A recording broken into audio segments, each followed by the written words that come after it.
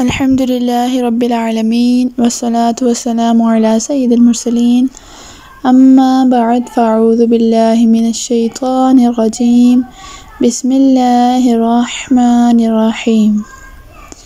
سورہ البقرہ آیت نمبر 124۔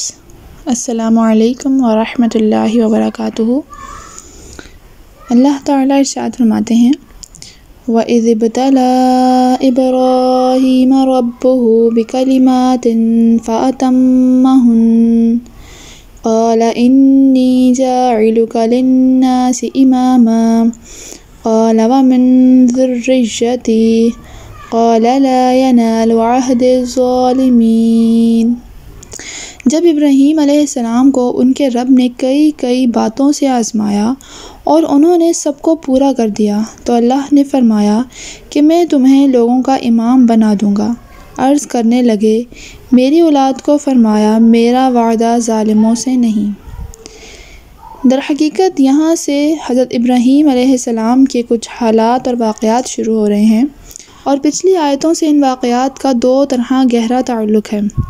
ایک بات تو یہ ہے کہ یہودی، عیسائی اور عرب کے بت پرست یعنی تینوں گروہ جن کا ذکر اوپر آیا ہے حضرت ابراہیم علیہ السلام کو اپنا پیشوا مانتے تھے، مگر ہر گروہ یہ دعویٰ کرتا تھا کہ وہ اسی کے مذہب کے حامی تھے، لہٰذا ضروری تھا کہ حضرت ابراہیم علیہ السلام کے بارے میں صحیح صورتحال واضح کی جائے۔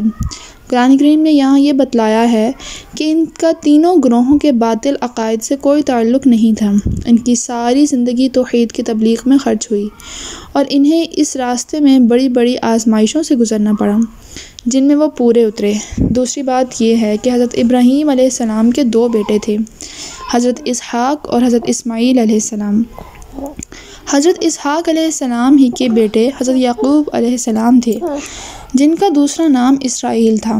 نبی کریم صلی اللہ تعالیٰ علیہ وآلہ وسلم سے پہلے نبوت کا سلسلہ انہی کی اولاد یعنی بنی اسرائیل میں چلا آ رہا تھا، جس کی بنا پر وہ یہ سمجھتے تھے کہ دنیا بھر کی پیشوائی کا حق صرف انہی کو حاصل ہے، کسی اور نسل میں کوئی ایسا نبی نہیں آ سکتا جو ان کے لیے واجب الاتباع ہو یا جس کی اتباع کی جائے۔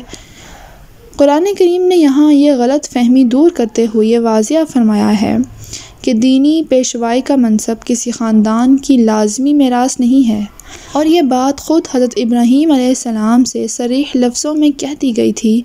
انہیں جب اللہ تعالیٰ نے مختلف طریقوں سے آزما لیا اور یہ ثابت ہو گیا کہ وہ اللہ تعالیٰ کے ہر حکم پر بڑی سے بڑی قربانی کے لیے ہمیشہ تیار رہے، انہیں توحید کے عقیدے کی پاداش میں آگ میں ڈالا گیا، انہیں وطن چھوڑنے پر مجبور ہونا پڑا، انہیں اپنی بیوی اور نوزائیدہ بچے کو مکہ کی خشک وادی میں تنہا چھوڑنے کا حکم ملا، اور وہ بلا تعامل یہ ساری قربانیاں دیتے چلے آئے۔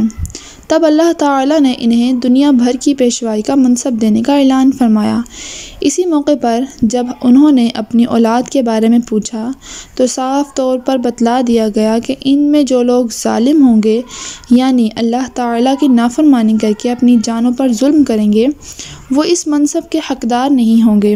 بنی اسرائیل کو صدیوں آزمانے کے بعد یہ ثابت ہوا کہ وہ اس لائق نہیں ہیں کہ قیامت تک پوری انسانیت کی دینی پیشوائی ان کو دی جائے۔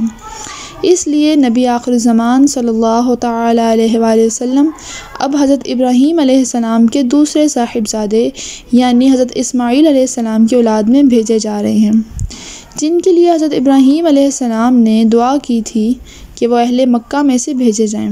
اب چونکہ دینی پیشوائی منتقل کی جا رہی ہے اس لیے اب قبلہ بھی اس بیت اللہ کو بنایا جانے والا ہے جو حضرت ابراہیم علیہ السلام اور ان کے صاحبزادے حضرت اسماعیل علیہ السلام نے تعمیر کیا تھا۔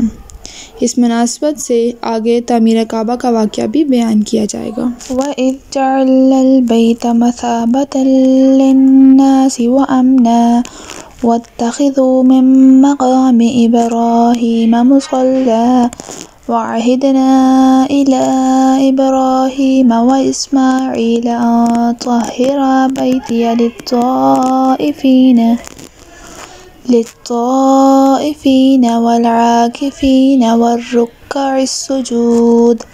ترجمہ: ہم نے بیت اللہ کو لوگوں کے لیے ثواب اور امن و امان کی جگہ بنائی، تو مقام ابراہیم کو جائے نماز مقرر کر لو ہم نے ابراہیم علیہ السلام اور اسماعیل علیہ السلام سے وعدہ لیا کہ تم میرے گھر کو طواف کرنے والوں اور اعتکاف کرنے والوں اور رکوع سجدہ کرنے والوں کے لیے پاک صاف رکھو۔ اللہ تعالیٰ نے بیت اللہ کی حرمت رکھی ہے کہ نہ صرف مسجد حرام میں بلکہ اس کے ارد گرد کے وسیع علاقے میں جسے حرم کہا جاتا ہے نہ کسی انسان کو قتل کیا جا سکتا ہے، نہ شدید دفاعی ضرورت کے بغیر جنگ کرنا جائز ہے، نہ ہی کسی جانور کا شکار حلال ہے، نہ کوئی خودرو پودا اکھاڑنے کی اجازت ہے، نہ کسی جانور کو قید رکھا جا سکتا ہے۔ اس طرح یہ صرف انسانوں کے لیے ہی نہیں، حیوانات اور نباتات کے لیے بھی امن کی جگہ ہے۔ مقام ابراہیم اس پتھر کا نام ہے جس پر کھڑے ہو کر حضرت ابراہیم علیہ السلام نے بیت اللہ تعمیر کیا تھا۔ یہ پتھر آج بھی موجود ہے اور یہ حکم دیا گیا کہ ہر وہ شخص جو بیت اللہ کا طواف کرے 7 چکر لگانے کے بعد اس پتھر کے سامنے کھڑا ہو کر بیت اللہ کا رخ کرے اور 2 رکعتیں پڑھے۔ ان رکعتوں کا اسی جگہ پڑھنا افضل ہے۔